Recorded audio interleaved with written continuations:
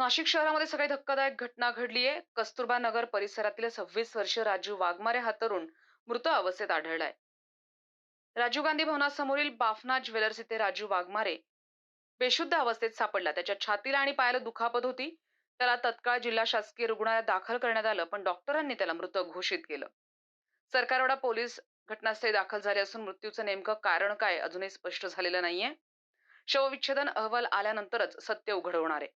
दरम्यान मृताच्या भावाच्या माहितीनुसार काही संशयितांना पोलिसांनी चौकशीसाठी ताब्यात घेतलंय.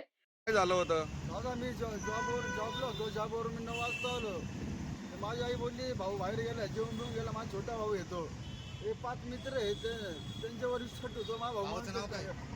हो, राजू वाघमारे.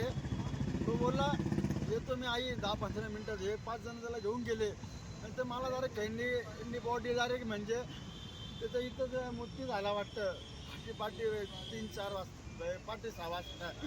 मग मला फोन येतो एकाचा मित्राचा. तो बोलतो अहो तुझ्या भाऊचं हे झालं, म्हणजे वारला तुझा भाऊ. असं हे 4-5 मित्रांनी असं हे केलं, पण आपल्याला खबर नाही अजून कोणी गेलं काही केलं नाही का. काय कोण कोण होतं त्याच्यासोबत? त्यांची नाव माहिती आहे का? ते एक म्हणजे फक्त नाव नाही, एक संजय म्हणून होता, एक बबलू म्हणून होता, एक छोटू होता आणि एक रोशन होता.